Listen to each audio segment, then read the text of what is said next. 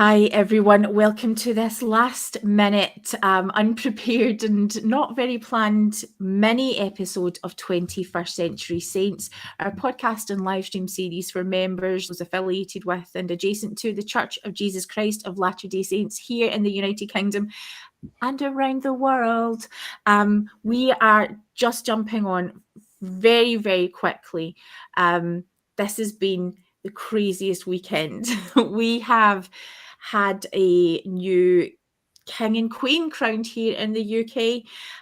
We've had a lot of things going on in our families. We've had a lot of things going on in UK Mormonism and ex-Mormonism. It's been fun. Sarah, you were out for a walk today. How was that?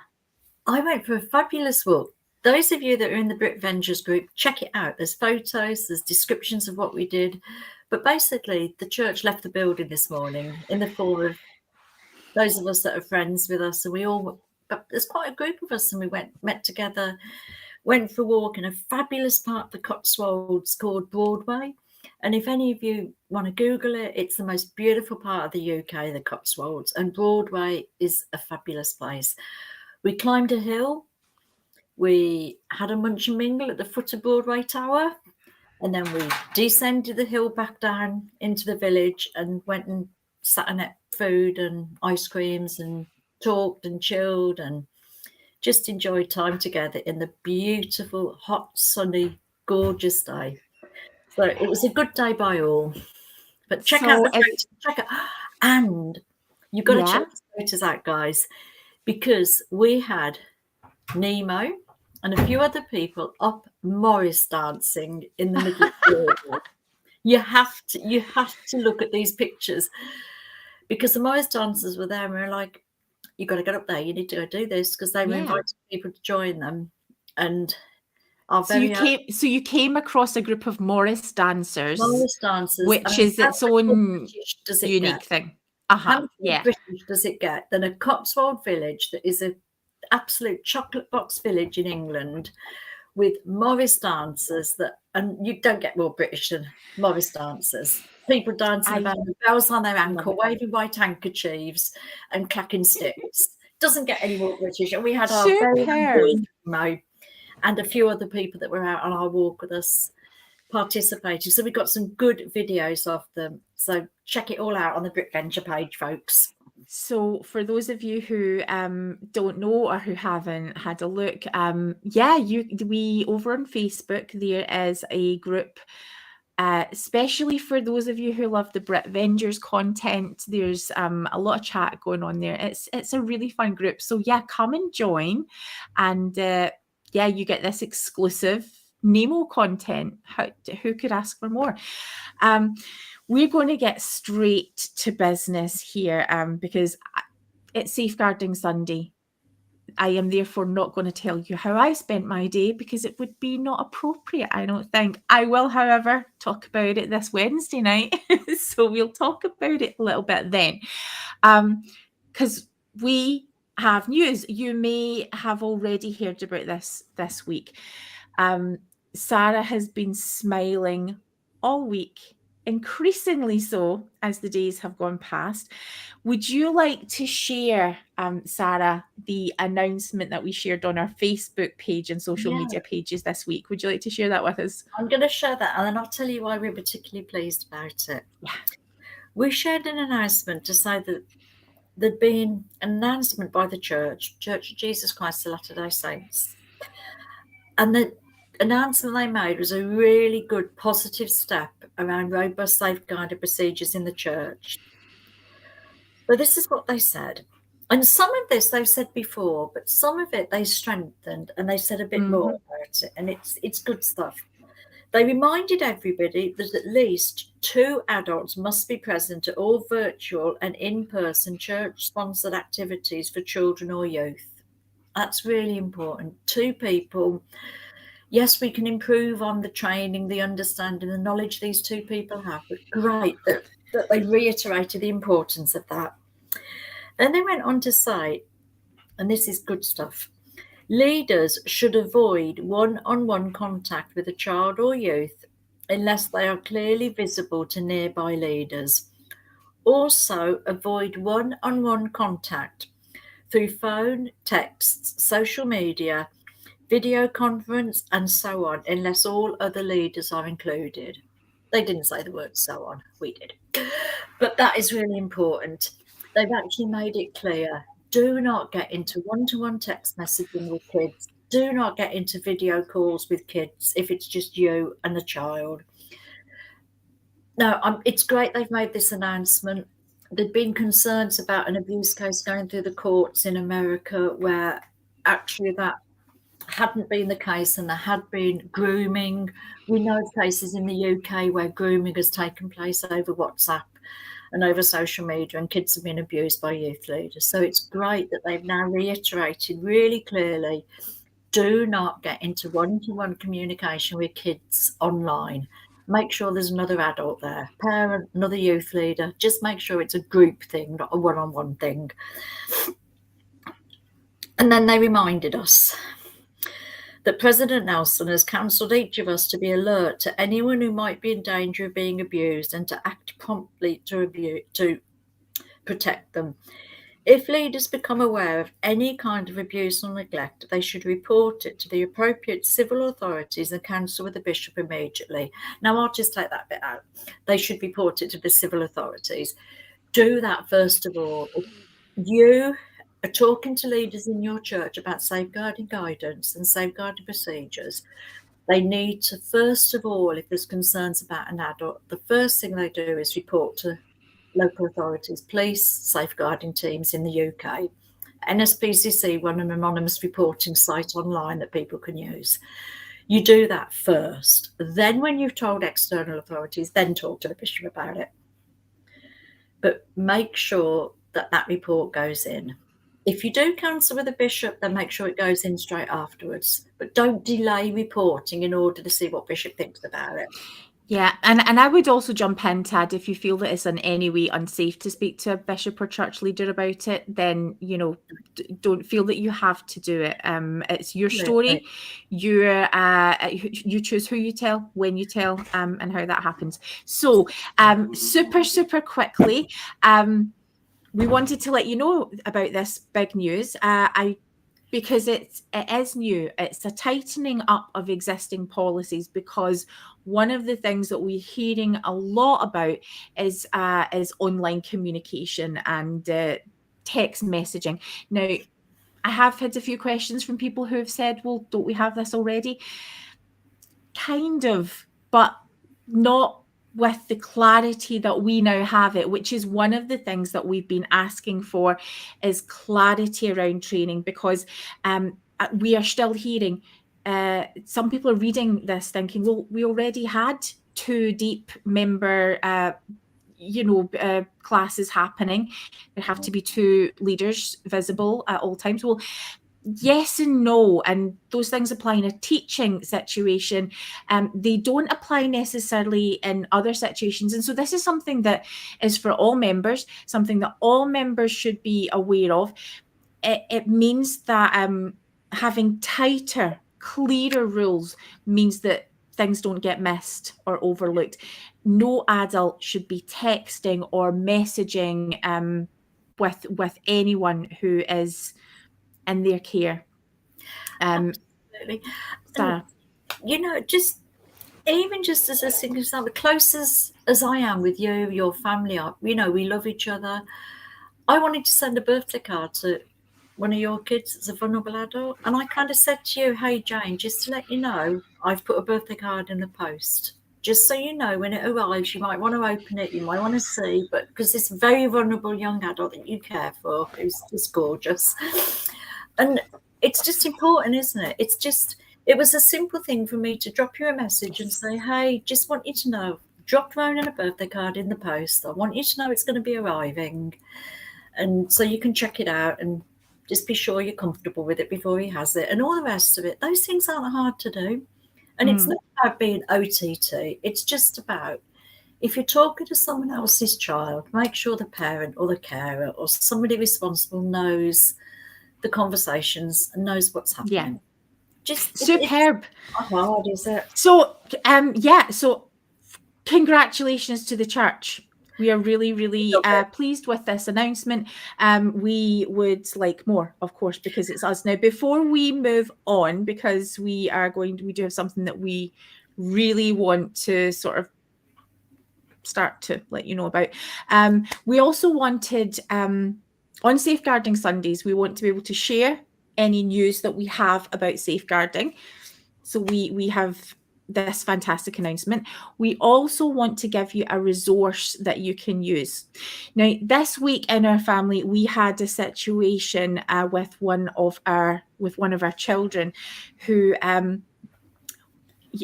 our kids are very, very clued up when it comes to online safety. I am very clued up when it comes to online safety. And yet still we had a situation where we had to involve the police.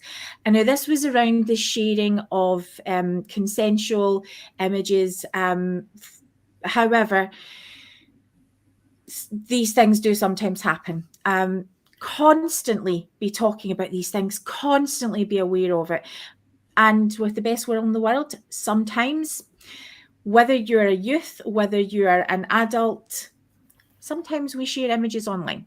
So sometimes people have sent pictures that are for a particular person's use. And sometimes those pictures or images are misused.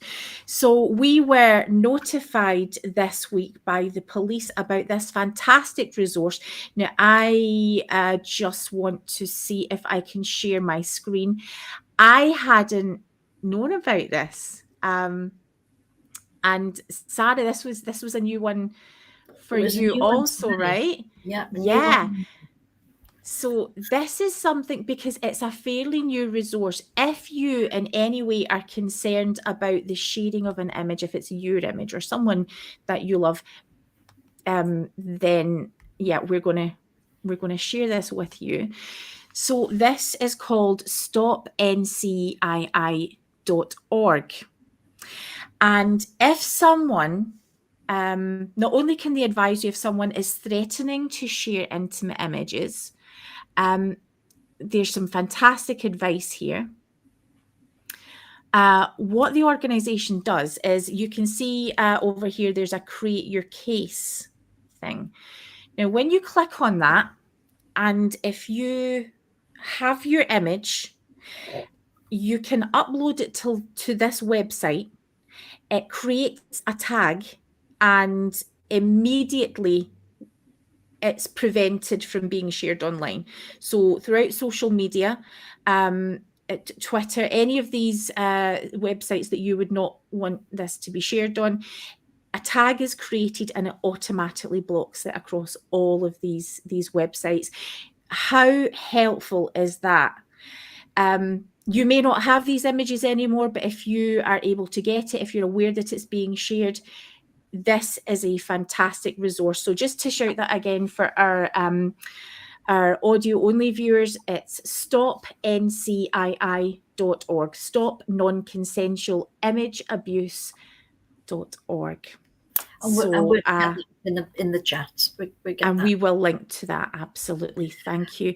Absolutely. And I think another fantastic resource to mention around online education for parents, professionals, children and teenagers is just literally Google Think You Know.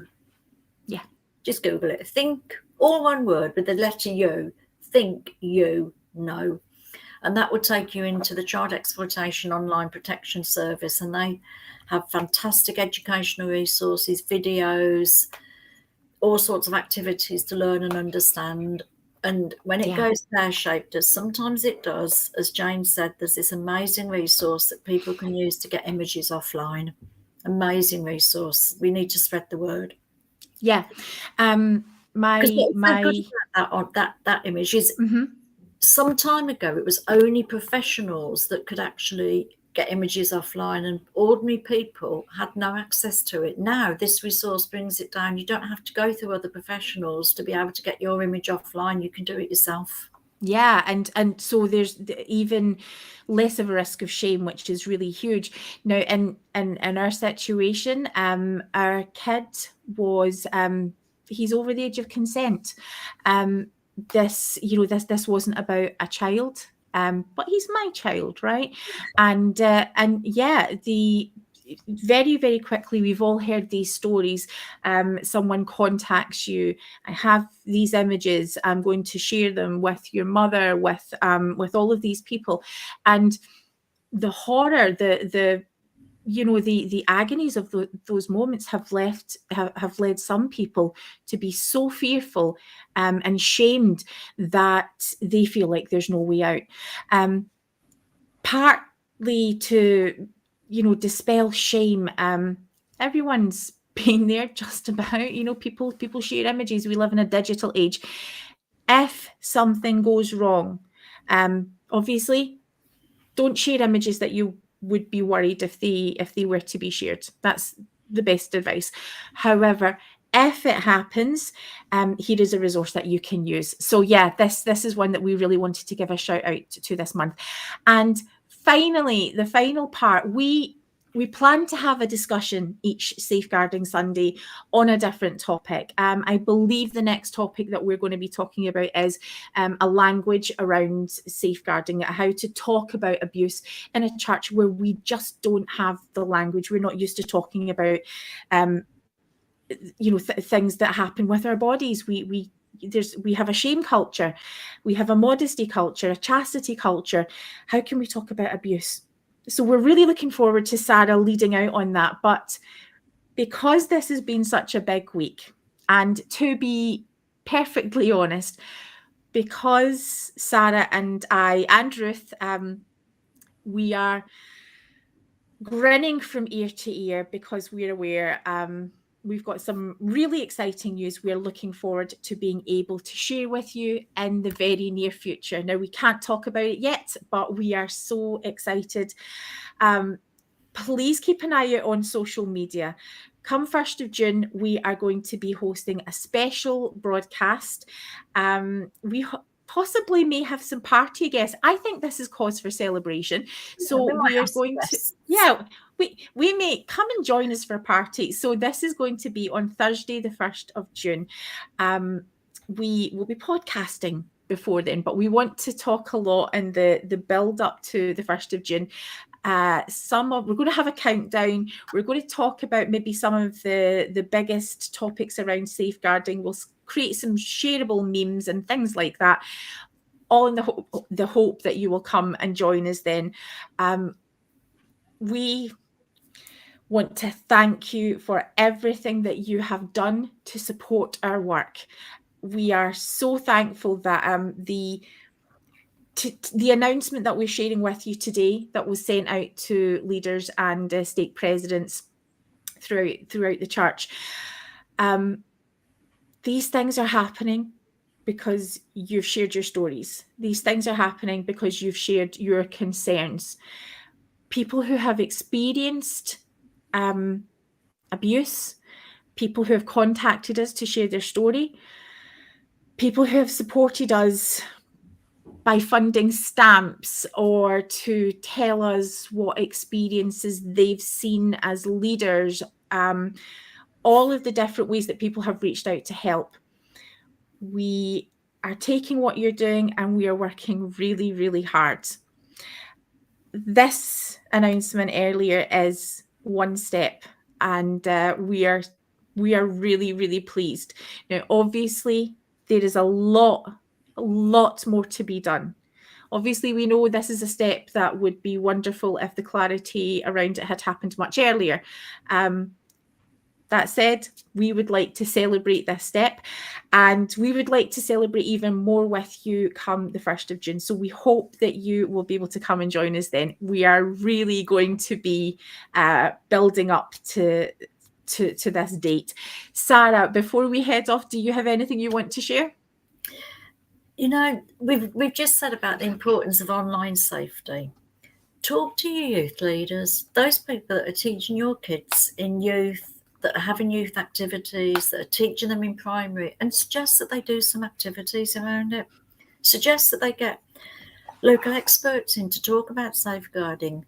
Suggest that they have some discussion around how to protect themselves and other people online. Make it Make it a youth activity, but most of all, make sure your youth leaders and your primary leaders and every other leader in your ward knows about it, because a lot of people don't always get the messages, particularly people that aren't in ward council or don't turn up for ward council 1 week for whatever reason.